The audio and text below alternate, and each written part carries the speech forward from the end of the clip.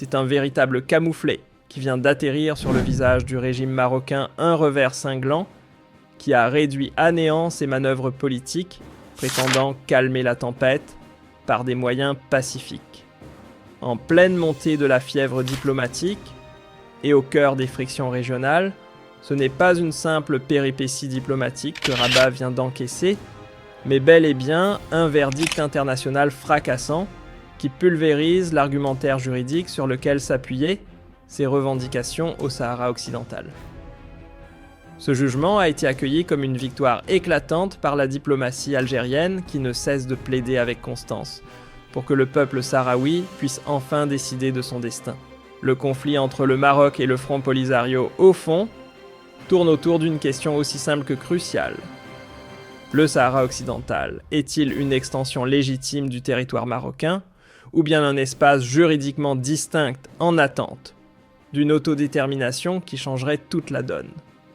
C'est précisément là que se révèle tout le poids du document rendu public par la Cour européenne, un verdict qui a agi comme un véritable coup de massue diplomatique. Les juges du vieux continent n'ont pas laissé la moindre zone d'ombre, leurs conclusions limpides et sans détour balayent toute tentative d'interprétation flexible. Selon eux, puisque le Sahara occidental ne relève pas du royaume marocain, les eaux qui bornent cette région ne peuvent en aucun cas être assimilées aux zones maritimes marocaines visées par les accords de pêche. Une phrase et tout le cœur du dossier bascule. Elle confirme noir sur blanc que le territoire sahraoui échappe juridiquement à la souveraineté de Rabat. Un tel arrêt risque évidemment de susciter l'ire du pouvoir marocain, mais pour les Sahraouis, c'est un triomphe juridique d'une valeur inestimable, et pour Alger, un succès stratégique qui consacre des années de positionnement constant et intransigeant. Cette architecture légale internationale prend place dans ce que beaucoup qualifient de guerre froide entre l'Algérie et le Maghreb. Alger, fidèle à sa ligne, a maintes fois rejeté toute idée de négocier ou de transiger dès lors qu'il s'agit de ces terres considérées comme historiques. Ce n'est pas un simple rappel du passé, c'est la réouverture d'un dossier profondément lié à la souveraineté nationale, enraciné dans l'époque coloniale française et nourri par les concessions jugées injustes accordées autrefois au Maroc, notamment après les luttes et l'édification de l'État algérien moderne par l'émir Abdelkader. En célébrant ces figures historiques de l'émir Abdelkader au martyr anonyme, l'Algérie ne se contente pas d'honorer sa mémoire, elle consolide une stratégie pensée pour rappeler au monde la profondeur de ses racines et l'ancrage indiscutable de son identité territoriale. Bien avant que les puissances coloniales ne tentent de morceler la région, les fondations de l'État algérien moderne étaient déjà établies robustes et cohérentes. Ce passé, loin d'être un simple décor, constitue aujourd'hui un atout majeur qui renforce la crédibilité politique et diplomatique d'Alger, soutenue à la fois par l'histoire et par le droit. Cette solidité s'est illustrée récemment à travers un revers spectaculaire infligé à la diplomatie marocaine, que ce soit au Parlement européen, au sein de l'Union européenne, ou même devant la Cour internationale de justice. Certes, la victoire a tenu à une voix près, mais son impact symbolique est colossal. Le retour en force de la question sahraoui devant les plus hautes instances judiciaires mondiales et la décision imposant que toute marchandise issue du Sahara occidental porte son véritable lieu d'origine plutôt que l'étiquette marocaine ont retenti comme un coup de tonnerre. Une onde de choc qui s'est propagée jusqu'aux Nations Unies, au Conseil de sécurité et à l'hémicycle européen. Sur la scène internationale, l'Algérie a mené sa croisade avec une précision chirurgicale, revendiquant haut et fort la victoire sahraoui, tout en jouant subtilement la carte de la neutralité officielle. En restant officiellement en retrait du conflit Alger, s'est offert le luxe d'influencer les rapports de force tout en esquivant la moindre responsabilité directe, une manœuvre diplomatique digne d'un grand maître d'échecs. Alors que l'attention médiatique tentait de noyer dans les détails techniques le rejet européen de la proposition marocaine sur l'étiquetage des produits du Sud, l'Algérie, elle a su détourner les projecteurs vers ses propres enjeux nationaux. Et comme si cela ne suffisait pas, son représentant au Parlement européen a franchi un cap. Il ne s'est pas contenté d'évoquer le Sahara occidental. Il a mis les pieds dans le plat, ramenant sur la table un vieux contentieux explosif, celui des territoires algériens détachés. Avec une audace calculée, la délégation algérienne a plaidé pour qu'un vote international statue désormais sur l'avenir de terres, comme Oujda Berkane et d'autres zones historiquement revendiquées. Un coup double Rabat se retrouve dos au mur, tandis que l'Europe voit s'ouvrir un dossier aussi sensible que stratégique que l'on croyait depuis longtemps enfoui. La diplomatie algérienne, stratégiquement affûtée, a réussi un tour de force placer les institutions européennes face à un dossier aussi épineux que soigneusement étouffé pendant des décennies. Grâce à ces manœuvres habiles, c'est désormais la Cour de justice de l'Union européenne et le Parlement européen qui se retrouvent sommés de se pencher sur un sujet explosif réactivé par Alger avec brio. Coïncidence ou timing? Finement orchestrée, cette offensive diplomatique s'est vue renforcée par un geste inattendu de la France-Paris, a ouvert la porte à la déclassification de documents historiques, prouvant que certains territoires, naguère cédés par la colonisation à la monarchie chérifienne, relevaient bel et bien de l'Algérie avant cet étrange cadeau colonial. Ce geste de Paris n'est pas anodin. Il représente pour l'Algérie une pièce capitale dans l'échiquier, un argument solide dans sa posture inflexible sur la question des terres. Il n'y aura ni compromis ni marchandage. L'Algérie campe sur un principe limpide, ce qui est algérien le restera qu'on l'accepte ou non. Et ce n'est pas une simple revendication émotionnelle autour d'Oujda. C'est une stratégie mûrie fondée sur l'expérience, comme l'a prouvé le précédent des Largas. Sans lever une arme ni hausser le ton, l'Algérie montre qu'on peut avancer sans violence, armée uniquement du droit, de la diplomatie et de la maîtrise médiatique. Une leçon de puissance douce où l'intelligence d'État supplante la démonstration de force militaire. Sur l'échiquier européen, Alger a posé une pièce maîtresse avec une précision redoutable. Au Parlement européen, son représentant n'a pas simplement défendu la cause sahraoui, il a élargi le débat en exposant les campagnes d'intox menées par Rabat, accusé de jouer la carte des séparatismes pour tenter d'ébranler la stabilité algérienne. Et ce n'est pas tout.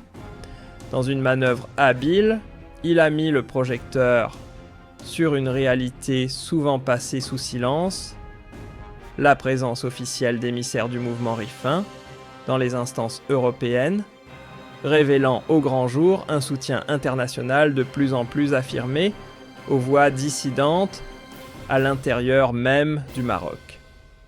Un soutien nourri par des États influents comme la Tunisie, l'Afrique du Sud, la Namibie, ou encore le Sénégal, le Cameroun, et le Congo, un réseau diplomatique qui témoigne d'un isolement progressif du royaume chérifien face à l'ascension stratégique d'Alger. Mais l'Algérie ne se contente pas de brandir des revendications historiques. Elle agit méthodiquement pour faire bouger les lignes. Derrière chaque prise de parole, il y a un objectif clair. Remettre sur la table les territoires algériens cédés jadis par la France au Maroc, pas par défaite militaire, mais par des arrangements coloniaux discutables.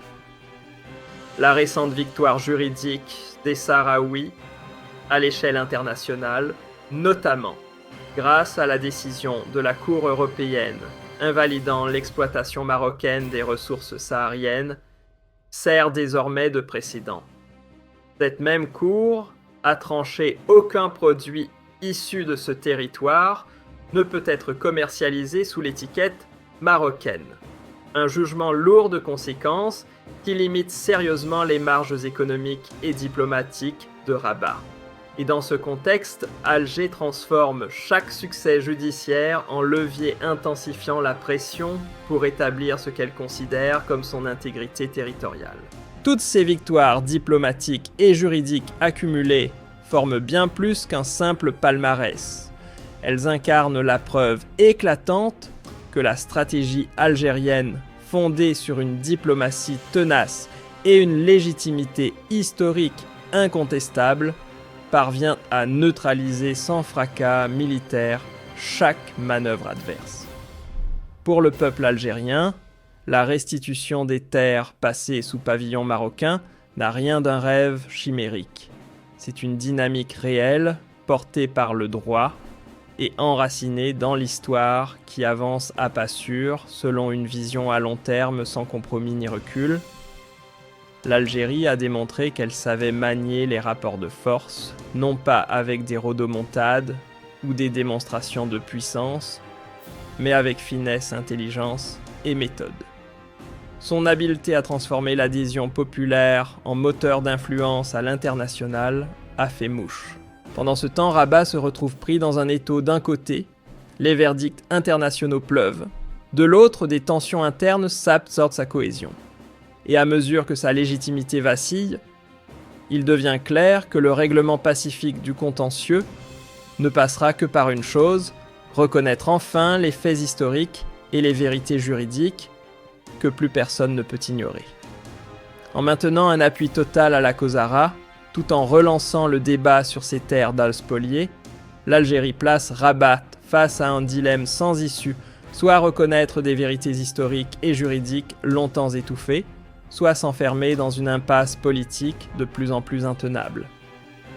Cette avancée maîtrisée sur l'échiquier diplomatique incarne une forme de puissance tranquille, où le droit international et la mémoire collective deviennent des armes bien plus redoutables que les démonstrations militaires. Ce qui distingue la stratégie algérienne, c'est sa rigueur. Chaque chancellerie européenne ou internationale est minutieusement tenue informée chaque occasion d'influence savamment exploitée.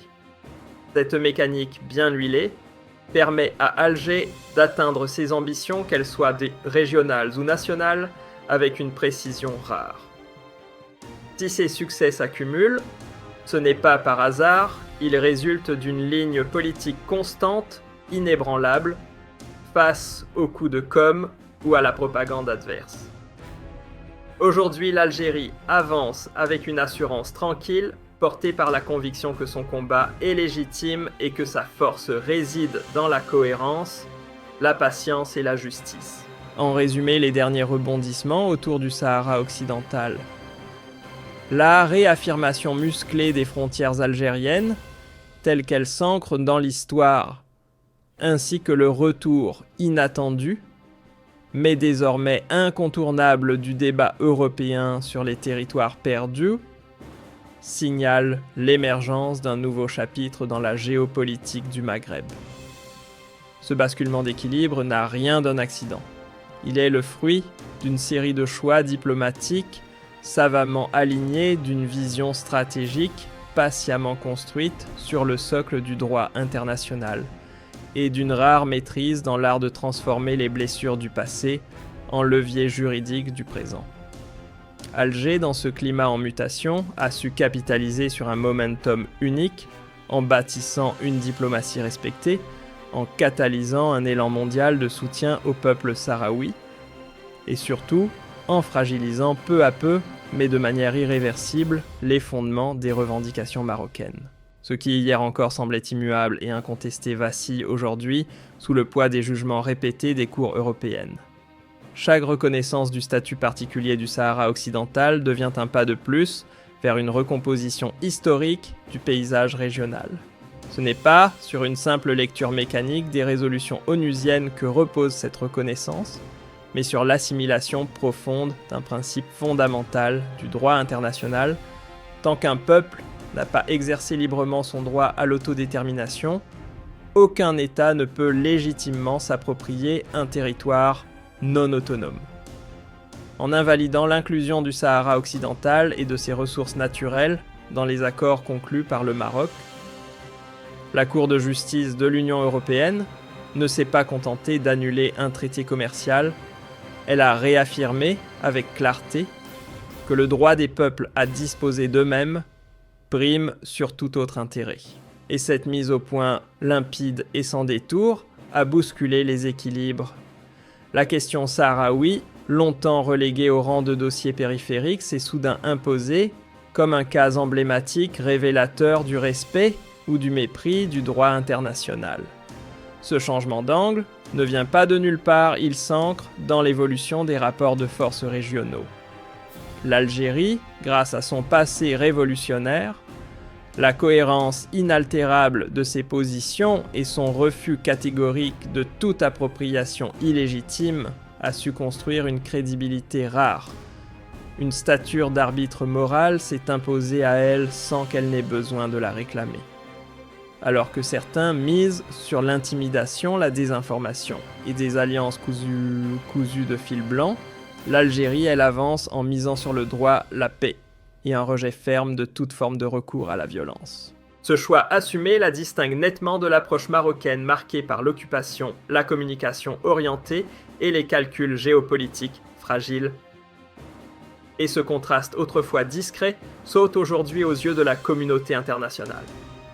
En Afrique, en Asie ou en Amérique latine, les puissances émergentes ne s'y trompent plus. Elles identifient Alger comme un acteur stable, fidèle à ses valeurs souveraines dans ses choix et imperméable aux chantages extérieurs. Ce crédit nouvellement consolidé permet à l'Algérie d'aborder la question des territoires amputés, non pas comme une revendication conjoncturelle, mais comme l'aboutissement logique d'un long processus historique de réappropriation souveraine. En osant rouvrir ce dossier devant les instances européennes, Alger a fait sauter un verrou vieux de plusieurs décennies, remettant au goût du jour un sujet que beaucoup espéraient définitivement enterré. Et que cette relance survienne au moment même où Rabat encaisse revers sur revers dans l'affaire sahraoui, eh bien ce n'est certainement pas le fruit du hasard. Un chapitre se referme. Celui d'un Maroc qui pensait pouvoir façonner la réalité à coups d'alliances opportunistes, de storytelling diplomatique et de brouillard médiatique pour contourner le droit international. Mais aujourd'hui, la donne a changé, les pièces du jeu ne sont plus entre les mêmes mains. Et le signal envoyé par la France, prête à dévoiler les archives liées aux frontières orientales, vient amplifier la portée de ce tournant historique. Ce n'est plus un simple échange d'arguments politiques ou d'émotions nationalistes, c'est désormais un dossier rigoureusement étayé, soutenu par des documents officiels qui remettent en cause la légitimité des décisions coloniales longtemps tenues pour acquises. L'ouverture de ce chapitre par Paris ne relève pas d'un geste magnanime, mais d'un impératif de vérité historique, car aucun État sérieux ne peut tolérer indéfiniment que persistent des zones grises susceptibles d'alimenter les braises du conflit régional. Pour Alger, c'est une opportunité précieuse, celle de renforcer sa position à la fois sur le terrain juridique et sur le plan historique, tout en rappelant qu'elle n'agit ni par revanche ni par provocation, mais par fidélité à un principe clair: chaque peuple mérite de retrouver les contours véritables de sa patrie, sans compromis ni falsification. En parallèle, le soutien croissant dont bénéficie la République du Rif au sein de plusieurs institutions européennes envoie un signal fort: la façade d'unité marocaine si longtemps polie, à coups de diplomatie contrôlée, commence sérieusement à se fissurer, et ce qui était autrefois dissimulé s'expose désormais en pleine lumière. Ce qui autrefois pouvait être relégué au rang de trouble localisé apparaît désormais pour ce qu'il est, vraiment le reflet inquiétant d'un État en mal de cohésion interne. Les revendications sociales identitaires et territoriales ne sont plus de simples éclats épars, mais le symptôme profond d'un dysfonctionnement structurel. La percée d'acteurs rifins au sein même des institutions européennes n'est pas anodine. Elle illustre les failles engendrées par un pouvoir ultra centralisé et une politique de mise à l'écart des régions périphériques. Ni la répression, ni les éléments de langage officiel ne suffisent désormais à dissimuler les lignes de fracture qui s'élargissent de l'intérieur. Loin de toute tentative de déstabilisation, l'Algérie joue ici une carte de transparence. En exposant ces réalités, elle n'alimente pas un feu, elle éclaire une vérité. Son objectif, faire entendre à la communauté internationale que l'instabilité chronique du Maroc n'est pas le fruit du hasard, mais le résultat direct d'une stratégie extérieure ambitieuse, qui en sacrifiant les priorités internes sur l'autel de l'influence régionale, finit par créer une tension insoutenable à l'intérieur même de ses frontières. Le timing ne pourrait pas être plus révélateur, alors que les tensions diplomatiques ne cessent de s'intensifier. Les partenariats sur lesquels le Maroc pensait pouvoir s'appuyer sans faille commencent à montrer de sérieuses fissures. Ces alliances, que Rabat croyait ancrées, vacillent désormais sur plusieurs fronts. En Europe, en Afrique, et même au sein du monde arabe, les soutiens d'hier revoient leur position. Et souvent, ce réalignement se fait aux dépens du Maroc. Cette lente dégradation n'est ni un coup monté, ni une surprise tombée du ciel. Elle découle d'un enchaînement de décisions hasardeuses, d'une obstination stratégique mal placée et d'une allergie persistante au droit international. Plus le Maroc perd du terrain sur la scène diplomatique, plus l'Algérie consolide ses acquis. Non pas par opportunisme, mais en restant fidèle à ses principes, à sa ligne historique et à une constance qui finit par payer. La dynamique actuelle ne peut se comprendre qu'à la lumière d'un changement d'époque. L'Algérie ne joue pas en solitaire, et encore moins dans un registre conflictuel.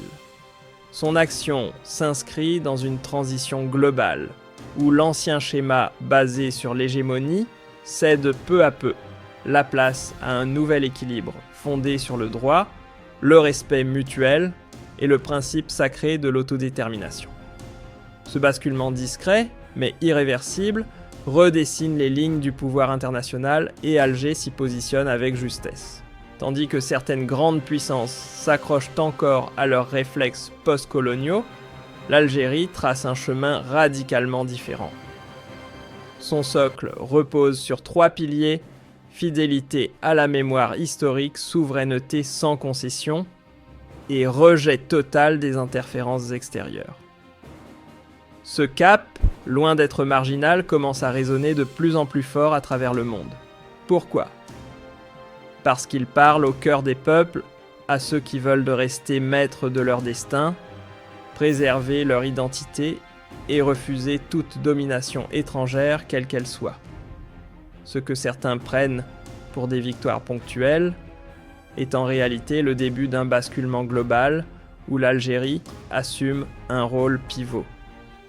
Ces succès récents ne sont pas des feux de paille, ils annoncent une redéfinition en profondeur des équilibres régionaux.